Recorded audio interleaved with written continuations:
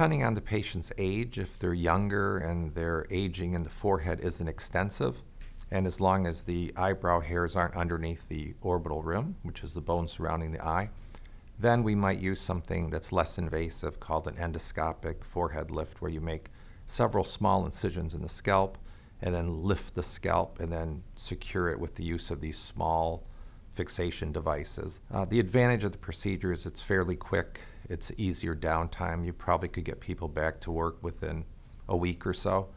And it does help if you don't need a significant improvement. Now, if you're looking at an older patient, especially men and even some women where the eyebrow hairs are kind of below the orbital bone and there isn't much space between the eyelashes and the brow, then you're looking at more of an open procedure where you're actually making, incisions in the scalp, bringing that tissue back and then tightening it.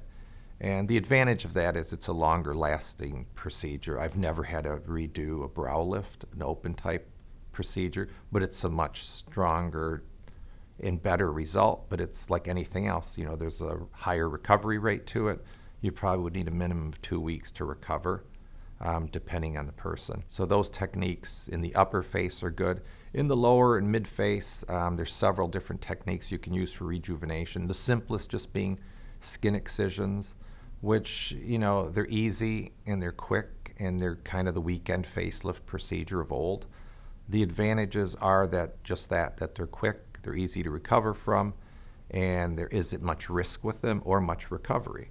But you're not going to get as strong of a result. So as people get older, you'll start to notice that, their fat pad and their buccal fat pad will get droopier or larger, and, they'll get weakness in their muscles and their skin laxity as well. So with patients like that, you have to do more of a deep plane facelift because it's just a longer lasting lift and you're addressing all the factors. You're addressing the ligaments, the fat pad can be dealt with, and you're tightening up the skin. So those are longer recovery procedures, usually a couple of weeks, but it's the longest facelift and the strongest lasting facelift that we have. And it also can be used more with smokers because you're not really thinking that the skin's doing most of the work. It's more of the deeper tissues, and the skin's just kind of along for the ride. And those are similar procedures that we would use in the neck too. You can do small excisions and submental plasties if you don't need much, but usually the gold standard would be incisions behind the ear, and you can tighten up the neck with impunity. I don't, think there's anything in any area that you can over tighten in a neck, whereas a face, you could do some bad results if the people look like they've been through a wind tunnel.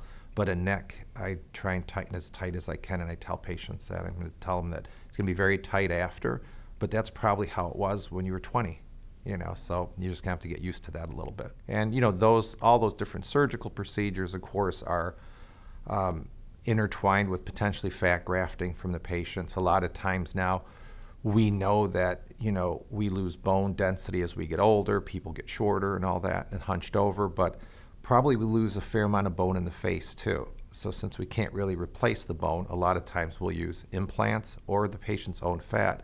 Most patients like their own fat, and I like it too because it's a little more natural than an implant. So we'll use that as well, or if they have too much fat in their face, we'll suction some of the fat out. And those different types of procedures are very individualized. It isn't every patient's not getting the same surgery.